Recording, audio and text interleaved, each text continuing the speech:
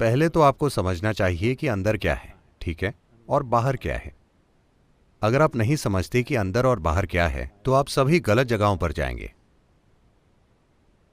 अब अंदर क्या है? आपका शरीर समय के साथ इकट्ठा हुआ, हाँ या ना? हेलो मां, आप जो इकट्ठा करते हैं वो आपका हो सकता है, आप नहीं हो सकते। क्या इतना स्पष्ट है? वो जो भी हो, जो आप इकट्ठा करते हैं वो आपका हो सकता है, आप नहीं हो सकते। तो ये शरीर एक संग्रह है जिसे आप मेरा मन कहते हैं। मन की सारी चीजें बटोरी हुई है जो इस पर निर्भर है कि आप अपने जीवन में किन हालातों का सामना करते हैं। तो आपका शरीर भोजन का एक ढेर है, छोटा या बड़ा। आपका मन प्रभावों का एक ढेर है, फिर से छोटा या बड़ा। इन दो ढेरों के बीच आप कहां हैं? तो अंदर बाहर इन शब्दों को छोड़ दीजिए, क्योंकि जब भाषा की बात आती है तो सिर्फ उतनी ही गुंजाइश है। तो उसके अंदर शायद अलग अलग लोग उसे अलग अलग रूप में इस्तेमाल करने की कोशिश कर रहे हैं। हम नहीं जानते कि उन्होंने किस संदर्भ में इस्तेमाल किया। आपने हर किसी को एक ही बंडल में रखा और कहा, आप सभी ने ये कहा। मैं नहीं जानता कि ये सब लोग कौन हैं। अलग अलग लोगों ने अपने आसपास अलग अलग तरीके अपनाए। अपने आसपास के लोगों को देखते हुए जो उनके आसपास के लोगों के लिए सबसे उपयुक्त था, उसके अनुसार उन्होंने काम किया होगा। इसकी संभावना है। अगर वो ईमानदार हैं तो उन्होंने अपने आसपास के लोगों के साथ काम किया होगा, किसी और के सिद्धांतों के साथ नहीं। किसी व्यक्ति को देखकर आप कुछ ऐसा करेंगे जो उस व्यक्ति के लिए सही है। जो आप इस व्यक्ति के साथ करेंगे वो किसी और व्यक्ति के लिए कारगर नहीं हो सकता। आपको उस व्यक्ति के साथ कुछ और करना होगा। मगर आप एक सामान्य बात कर रहे हैं, अंदर बाहर। तो पहले तय कीजिए कि अंदर बाहर क्या है। अभी सब कुछ बाहर है, दुनिया बाहर है, शरीर भी बाहरी सामान है, मन की सारी चीजें भी बाहरी हैं। तो यह अंदर क्या है जिसकी आप बात कर रहे हैं? फिर आप तुरंत आत्मा, परमात्मा, सोल ये कहेंगे। अब आप विश्वास की बात कर रहे हैं। आप नहीं जानते। आप जानते हैं आपके पास एक शरीर है। हाँ, हेलो, प्लीज अपने पड़ोसियों को चेक कीजिए। आप जानते हैं आपके पास एक शरीर है। आप विश्वास करते हैं आपके पास एक मन है। मगर कुछ हद तक आप जानते हैं कि बाकी विश्वास है, हाँ या ना? मैं ये सवाल नहीं कर रहा कि ये सच है या झूठ, चलिए वहां नहीं जाते।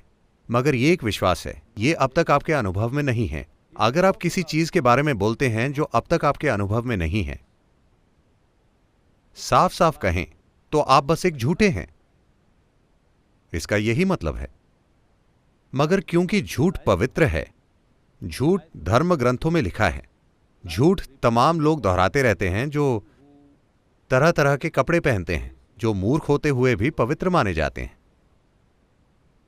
इसके कारण आपसे इन शब्दों पर सवाल उठाने की उम्मीद नहीं की जाती। आप कहीं जाएं, पहली चीज लोग कहते हैं, सदगुरु सोल क्या है? मैं उनसे पूछता हूं, कौन सा सोल, दायां या बायां?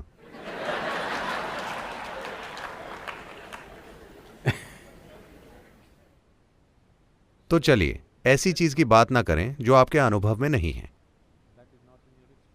अभी आपका शरीर कुछ हद तक आपके अनुभव में है, आपका मन कुछ हद तक आपके अनुभव में है, बाकी आप नहीं जानते। मगर हम अंदाजा लगा सकते हैं। अगर मुझे इतना शरीर इकट्ठा करना है, अगर मुझे इतना मन इकट्ठा करना है, तो कुछ अधिक मूलभूत जरूर वहां होगा। हां, कोई अधिक मूलभूत चीज वहां होगी, हम नहीं जानते कि वो क्या है। अभी के लिए हम उसे आप कहेंगे। आप अपने अंदर कैसे जाएंगे? मैं पूछ रहा हूं।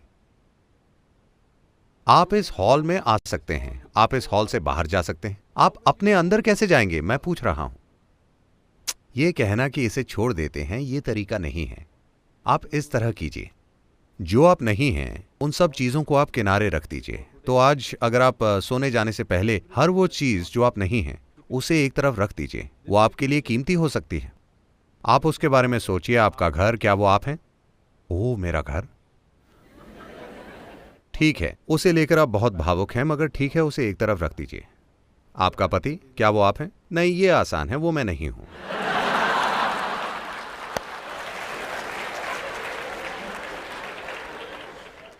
मेरे बच्चे, क्या वो मैं हूं?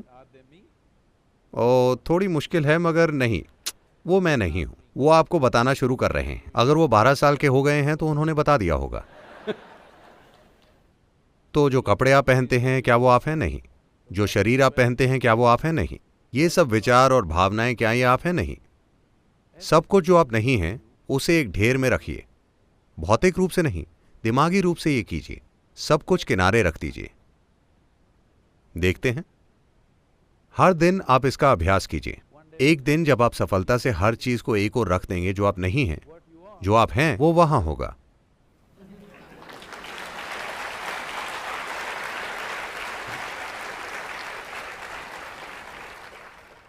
हमारे पास उन चीजों के बारे में बहुत विचार होते हैं जो हमने नहीं देखी। ये एक बड़ी समस्या है।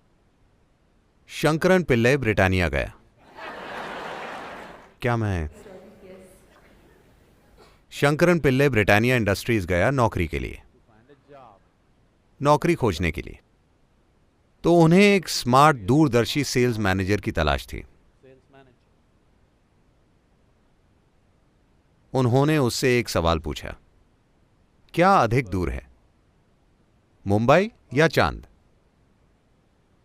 शंकरन पिल्लई ने सोचा, फिर बोला मुंबई।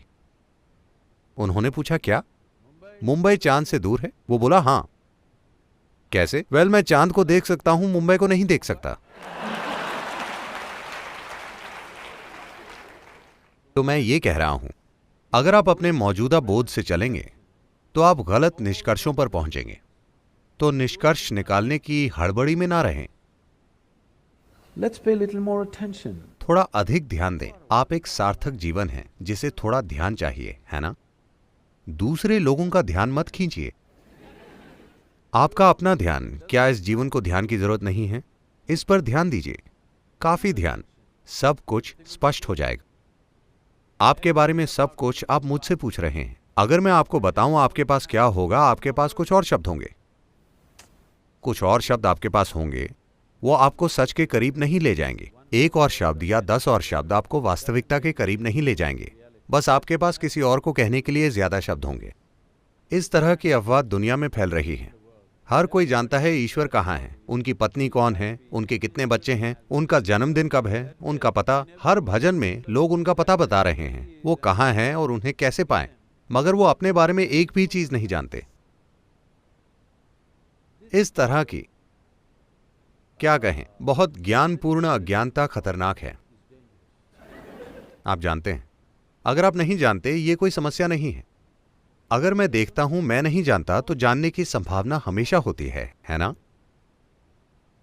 अगर मैं नहीं जानता और सोचता हूं कि मैं जानता हूं, तो मैंने सारी संभावनाएं नष्ट कर दी हैं। तो हमने बहुत से नतीजे निकाले हैं। हम जानते हैं, हर संस्कृति में वो जानते हैं कि ईश्वर की प्रकृति क्या है, वो कहां रहते हैं, वहां का काम और माहौल कैसा है। आप जानते हैं, हर कोई स्वर्ग का नक्शा जानता है ना? नहीं जानते? मगर आप अपने बारे में एक भी चीज नहीं जानते। अब समय है कि हम ध्यान दें, क्योंकि आप जो भी जानते हैं, आप उसे उसी तरह जानते हैं जिस तरह वो आपके मन के आसमान में दिखता है। आप कोई चीज किसी और तरह से नहीं जानते, हाँ या ना?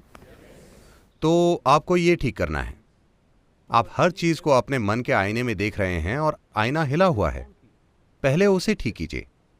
पहली चीज है उसे स्थिर, समतल, एक सीधा दर्पण बनाना, ताकि आप हर चीज को वैसे देखें जैसी वो है। क्या समतल आईना आपको हर चीज वैसे दिखाता है जैसे वो है? सब कुछ उल्टा, आप जानते हैं। फिर आपको उसे पलटना होगा। उसमें काफी कुशलता की जरूरत होगी। अधिकांश लोग एक डोसा भी नहीं पलट सकते। अब पूरी दुनिया, पूरा जीवन जो आपके मन में चल रहा है, उसको पलटने, उसे टुकड़े टुकड़े किए बिना पलटने के लिए और कुछ चाहिए। मगर पहली चीज है आईने को सीधा करना, ताकि वो आपको हर चीज वैसे दिखाए जैसी वो है, किसी और तरह से नहीं। अभी सब कुछ इस तरह दिखता है कि आप किसी चीज से कैसे जुड़े हैं। हर पहचान ने आपके मन के आईने को बिगाड़ दिया है और वो आपको चीजें बिल्कुल अलग तरह से दिखाता है। सबसे पहले उन चीजों के बारे में बात करना बंद कर दें जिन्हें आप नहीं जानते। कोई सोल, कोई आत्मा, परमात्मा नहीं, ईश्वर नहीं, दिव्य नहीं, स्वर्ग नहीं। ऐसी चीज की बात कीजिए जिसे आप जानते हैं, और फिर अगला कदम उठाने की इच्छा तीव्र होगी। वरना जब आप स्वर्ग का पूरा नक्शा जानते हैं तो किसी चीज पर ध्यान देने की जरूरत क्या है?